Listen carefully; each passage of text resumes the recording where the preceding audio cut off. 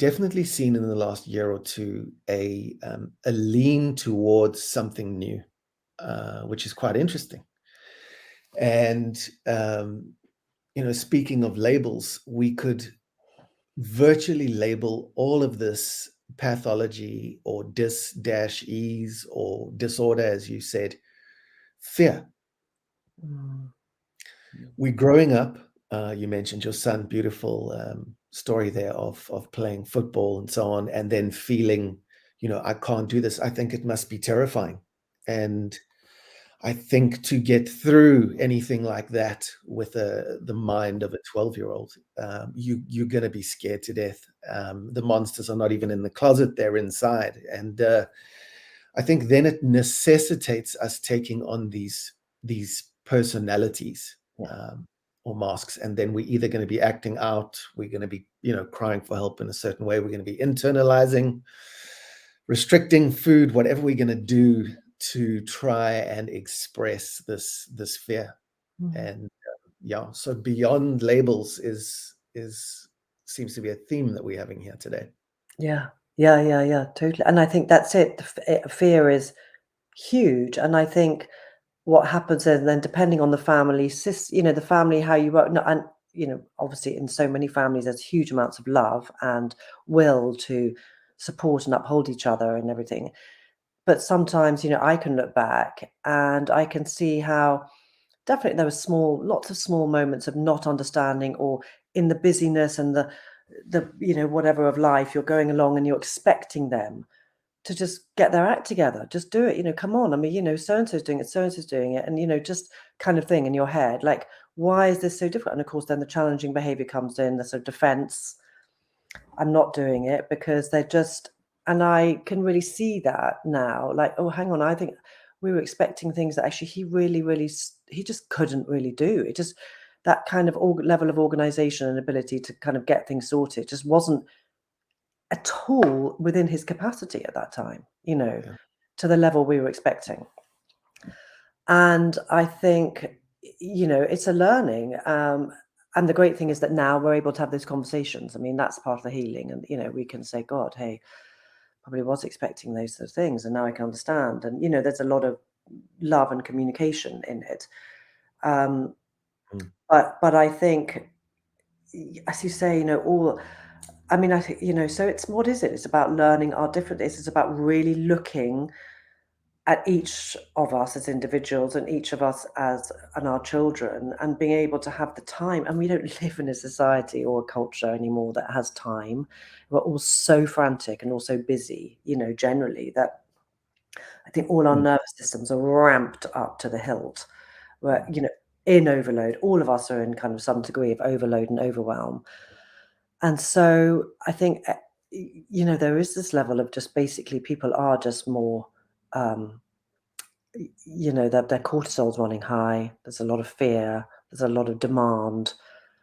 So I think there's something about just real deep nurture and sort Mm. of rest that's so important in part of the healing. And that is where the whole family thing comes in, because if the whole family can kind of learn that together, then it's, a whole another language happens in the family about how we communicate with each other, and how we, how yeah, we just sort of can co-regulate all together.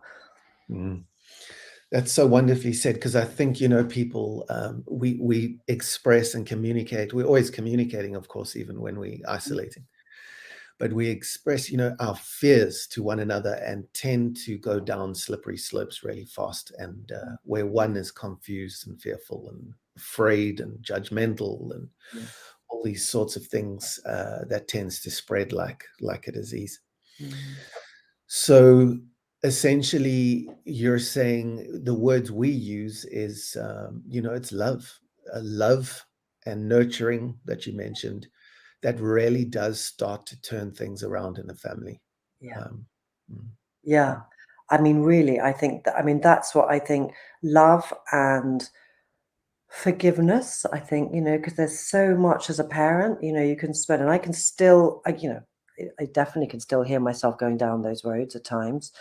hang on, kind of can feel myself going down the tunnel of like, well, actually, if we'd done that, or maybe if my husband knew this, and then it can go back, it's generational. Oh, but hang on, if we'd had the parenting in this way and that way, then we would have understood. And maybe it's like transferring, and I think but again, the language, I have to constantly remind, it's a loving thing. It's okay that we didn't maybe know certain things, and it's okay that the parents didn't know that, and the grandparents, and the whatever, if whatever's going on.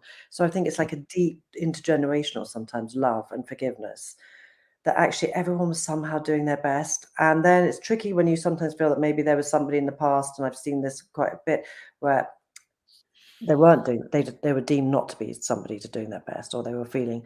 So I think that, doing the work is important in whatever, I think, which is why what you're doing is so amazing. And because I think doing the work of healing those feelings through, that might be directed into the past, or the feelings that we have around what's happened in the family, the feelings that you might have of, like, there was a bit of a, when your child is really struggling, the kind of loss of a dream, maybe the loss of a bit, the grief of what you're dealing with, that this, and the fear of what's going to happen with your child, and maybe the grief of, hang on, this wasn't my parenting dream, and wasn't this the dream of how my family life was going to look like. And so Mm. I think, yeah, a lot of love. And I think the more, a lot of love, a lot of compassion, forgiveness. Acceptance is a funny one. I mean, I think acceptance is super important, but I think it comes through the channel of sort of compassion and forgiveness.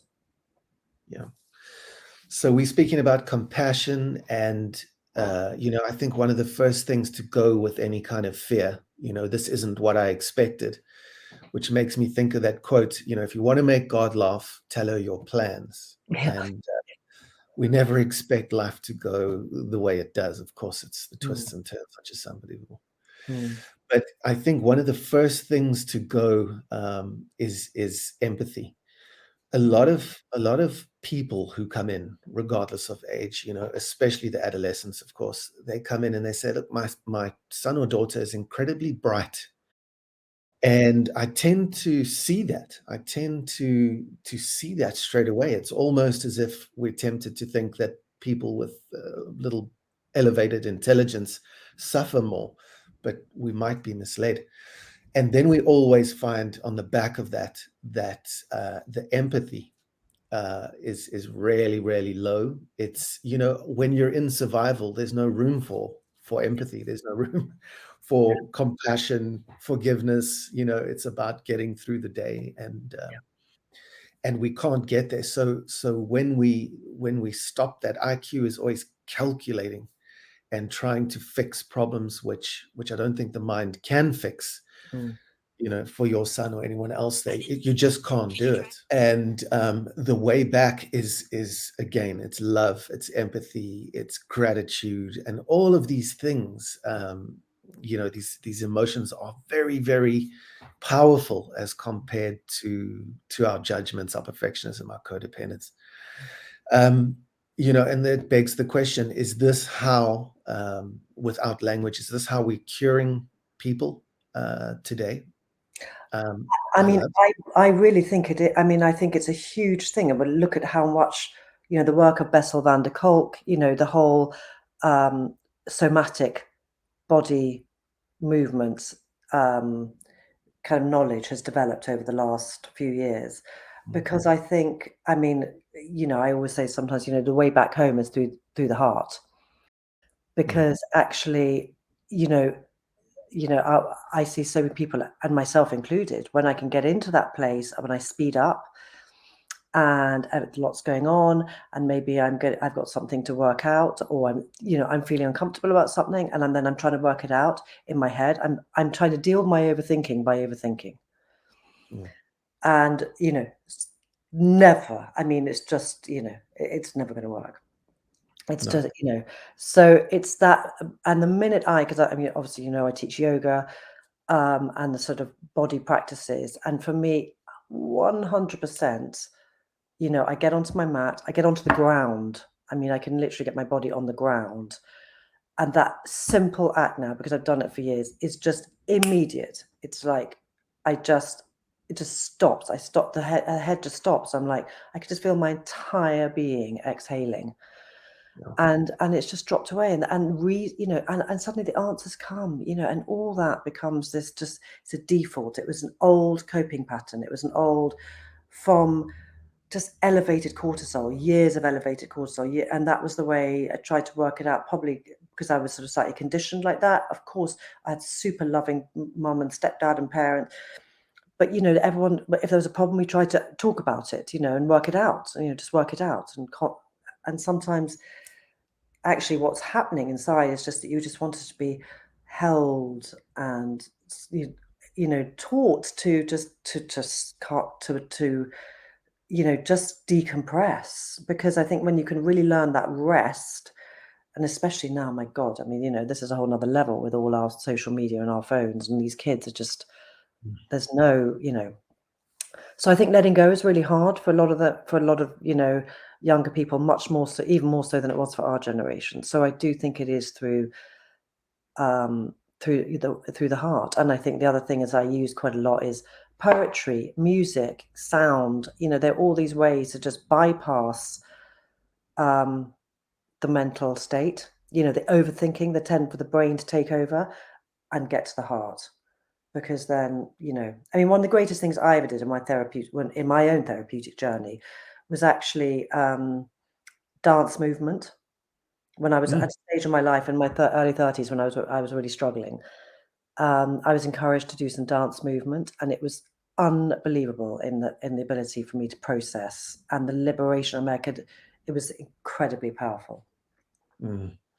And it's incredible to hear. I mean, they say your biology becomes your biography.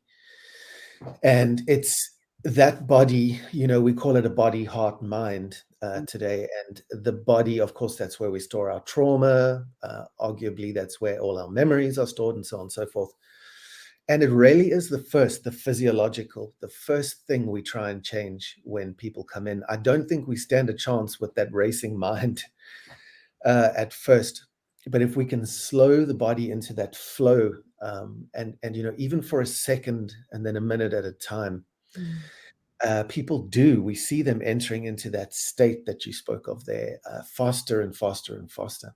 mm, And we've seen people with walking meditations, one of our favorite exercises mm, that we do to try and get out of the body, and the mind is, we've seen people have these total changes around of doing 1 minute meditations and saying, listen, I'll never be able to do this, to having them show up for themselves eventually and saying, listen, to the body and the mind, listen, sit down, get on the ground, and we're going to do this. mm, And then we start to see these miraculous changes mm. I know. happen. So the yoga, the mindfulness, Mm, I think I saw a T-shirt that said, I'm heavily meditated, the other yes. day.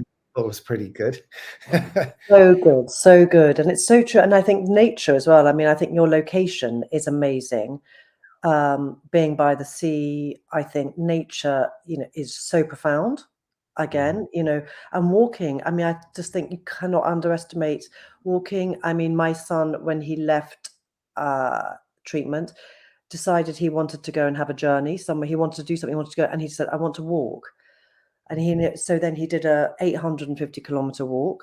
He walked something called the Camino in northern Spain, which is a mm, pilgrimage, which is really a wonderful thing. And, he just absolutely loved it, because it was the absolute simplicity of carrying your whole life on your back every day, in a backpack. Total simplicity with minimal things. And you're just going from like simple hostel to, walking 25, 30 kilometers a day, meeting various people along the way.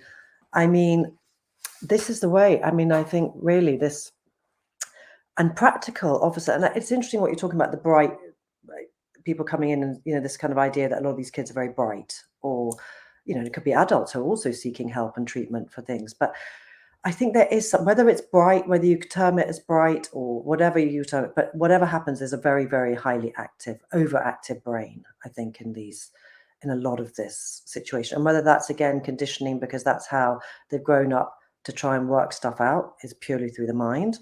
mm. or, trauma and things where again, it's combinations of whatever's happened and how they've responded to things, that their nervous system is, on high alert a lot, Mm, and they're working things out. And that could be a combination of just a fairly active brain and, life experience. But, when we get into working with our hands, either sometimes you're doing something really physical and manual, and also being in nature, being in the ocean, all these things. I mean, it's just unbelievable, which is the beauty of, well, obviously what you're doing is amazing, but also the beauty in a different way of retreat, because retreat can involve all these things, just people coming back to remembering these things, because we can't live like this all the time, also, but we keep remembering this, and then we can embed it. And the more you do it, it's like me having done, I guess, nearly 25 years of yoga practice, and different sort of things. I've tried Tai Chi and Qigong. It becomes a cellular thing. So I can mm, access it like this. I mean, I can sit on the ground in a cross-leg position now, or in a certain way, and it's immediate, because it's years of little bits of practice. mm, And then you can learn to balance yourself. And I know it's my anchor. I know it's the thing that when I'm going into that default to speeding up, because I don't go down, I speed up in my own biology. And I'll go into overthinking, and I can feel it all, and the adrenaline's kicking off. I know it's there. So you never get to the point of crisis, which is why people are coming to you, and, things like this, because there's no tools. There's nothing, you're just, you've gone over the edge, and you're desperate. mm. I mean, on that point, do you think there's any tools today really for the kids who are, I think you better see someone about your ADD, or I mean, are there tools, do you think, popping up in your part of the world I for these mean, kids? it's really interesting, isn't it? Because, I mean, I'm myself probably a bit ADD. I mean, I can understand the ADHD kind of mind totally. And myself, I kind of, although I know there are amazing coaches and so many, part of me doesn't want to end up talking more about things and giving more kind of things to do in a way, because it's like, and that's my own stuff probably. But I think in, tools to deal with it. I mean, for a lot of what we've just talked about, I think there is absolutely, because patterns, I think, listen, medication, I mean, has a place, and certainly for some people it is night and day. I mean, I have Mm, seen some people who have used it in an educational setting or in their work, like, when they go to work, and it really has helped them, and but I think a lot of it is also understanding behavioral habits.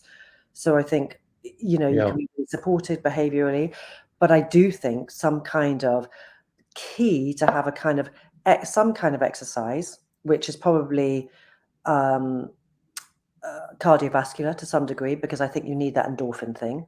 Because I do think that from ADHD, and I think you need to balance that with then the yogic, meditational, mind body practice of some, because you need that balance. I would Mm. say those two things are really, really quite important.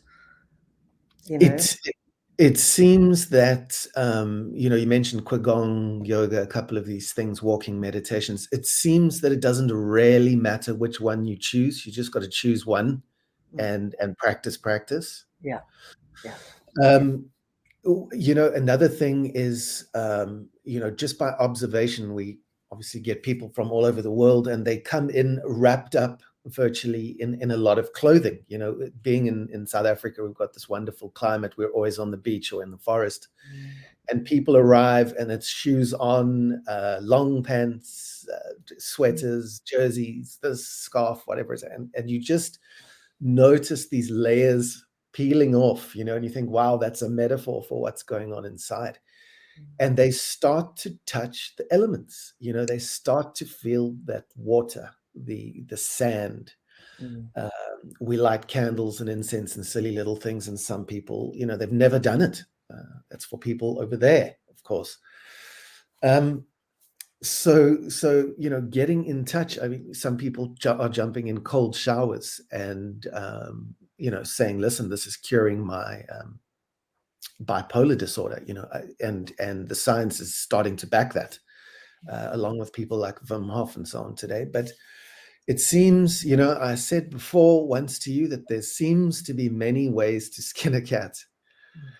And, I think it's as long as I think we know that we have to do it, back to where we started. It's just how we do this thing called showing up, owning up, growing up, and sort of overcoming Mm. these massive obstacles like ADHD, OCD. And, is it possible?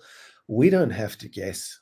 We see people, whether it's cure or manage or treat or rest, we see people overcoming these things day in and day out. I mean, 20-year addictions or 20-year depressions, and people are making these life changes that seem to hold for long periods of time in as little as 4, 5, 6 weeks. Yeah. So one more thing there, speaking of, there's an emergence, we're speaking of neurodivergence, we're speaking of labels and all sorts of things. If you walk into a bookstore today, and go into any of the sections, you'll just see tons and tons of books on parenting, so from birth all the way through how to manage teens, and then all the way through, of course, when the roles are switched and, you need to manage your aging parents. There's so much out there, each sort of kaleidoscope of different opinions, but perhaps they all can offer us a little something. And they do definitely show us that I think there's a definite conscious shift from people saying, well, I've got ADD or whatever it might be, or this addiction, and I'm stuck with it, to no, there's a problem here. I'm riddled in fear, anxiety, stress, all these things, and I'm going to go and do something about it. I definitely see that shift. Have you seen it yourself? Yeah, what in terms of people wanting to actually address stuff for them? Yeah, but I think definitely because, as you say, there's in the news everywhere. There's this whole kind of mental health epidemic and all. There's ADHD everywhere. There's been panorama programs over here about the over diagnosing of ADHD, or whether also malpractice. So people are being diagnosed in 10-15 minutes over by clinics over Zoom and things like that. So there was a big panorama recently about that, which was brought up stuff. And I think I think books, it's interesting. I think, listen, we've all, as you say, we've all got so much out of some books and everything, but it's also quite dangerous, I think, because you can end up reading this and that, and then it can be competing and, Mm, views that kind of challenge other views, and can be really confusing. And I also think that there's a possibility that you can begin to lose you can sacrifice your own intuition to the voices of others. Do And you I think think, that's a fair response? do you think it's a fair response? Fair. Oh, fear. Oh, to sacrifice your own intuition. Yeah. Possibly, yes. Do you think? I Mm, mean, yeah, yeah. I mean, and I think that we had a brilliant talk from a recovery coach who talks about that with parents, just saying, remembering to kind of, key into your intuition and not to lose it mm, completely to the voices of others. And as you say, I think, yeah, the desperate looking in hundreds of books and keep reading and hoping, it's looking for answers. It's fear and exactly that. It's lacking of, it's like not being able to rest or something, or something's wrong and you are, yeah, you are in fear and you're just, but also I think it's, as a parent, it's, and I'm talking now as a, from this perspective, let's say, you've got the child who's struggling. That's why you're reading about this stuff. Um, yeah, I think there's fear, but there's also love, because it's a desperate kind of act of love, trying to find, and maybe it's not maybe going to be the most helpful way, but it is a way of trying to find solutions for your children, and ultimately we all know it's about all of us. And there's a level of self-reflection as a family dynamic and as parents that's important in terms of everything that goes on, but and without feeling that that's going to be a judgment, or it's the fact that you've got everything wrong, or it's just dynamics, and everything is dynamics, because one child might be cruising along fine, but you've got this other child who's finding life very, very challenging. Mm, Um, so yeah, so I think you're really right that fear is huge. And as somebody said, always try as much as you can to love from a place of trust and not from fear. And I really, really, it's one of those, those things that just has stuck with me because I can hear myself saying it sometimes with my children in my own head. What am I mm. doing? It'll come up. Am I in a place, am I coming from fear now or am I coming from trust? Wow. And it really changes my reaction totally. And and it's powerful. Wow. So that reminds me of Viktor Frankl.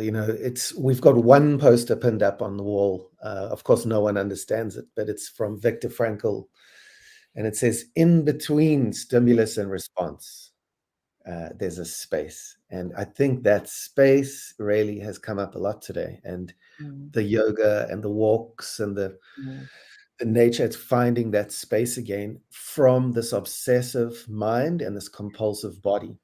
Um, and it is like you were saying, it's society today. It's how we live, and I think if we can, self-regulate, that should be our medicine of the future mm, for many of us. mm, Because the sad thing is the suicide rates, the decades of depression, addiction, and so on, and people are healing in such short periods of time, and you think to yourself, of course, well, why did I wait? And any woman who's been abused, she's been in an abusive relationship and stayed 10, 20 years, the very first thing she says when she comes out to her psychologist or coach or whatever it's going to be is, why the hell didn't I leave earlier? you know and I think that's all grounded in fear. yeah, exactly. And so, yeah, and I think to your point, it is about being a bit of a voice, if we can be, because we've been presented with these things. I think just trying to hopefully, which is going on everywhere when we look about the voices of climate change and connection with nature. I mean, we're all going to be agents for all these kind of things. It's all about trying to re-regulate, co-regulate back to, the life and technology has grown so fast over the last 50 or 70 years. We just can't manage as human beings. That's not how we operate. We're connected to Mm, the land and we were connected to the rhythms of nature. We're so far away from that now that, it's not surprising that all this is happening, because then when you've got a really kind of slightly, what I call slightly exquisite, sensitive nature and mind, which is often so beautiful and so full of creativity and insight and intuition, but it's just frayed instead of being able to kind of flower and fly. And you know it's like frazzled because it can't survive at that frequency. So I think what we're talking about is as much as we can, kind of advocating for, like, just this reconnection, connection and community and nature, and just getting back to our natural innate rhythms, and we'd all be just fine. you know? and I think we can actually bring that down, that idea that you've just shared there, into our own family systems. No matter how chaotic or fearful or whatever they look, we can still keep practicing and take the time to stop. So, in conclusion, I think it's just wonderful. I think the new generation is definitely looking for ways to not muck it up like we have. Yeah. And I can, they see these problems out there and say, how can we correct? And I think that's the beginning. And so, yeah, we know why we've got to do it. Physically, psychologically, emotionally. So the how, it's coming out in all those bookstores in all different shapes and forms, all these blogs, all the channels, shows on Oxy. It's amazing. And I think every second post on Facebook is something about emotions. So let's see this change. I'm so positive Mm. that it is a return to love, as cheesy as and sort of silly as that can sound. It might just be the answer. Absolutely. I totally agree. Totally agree.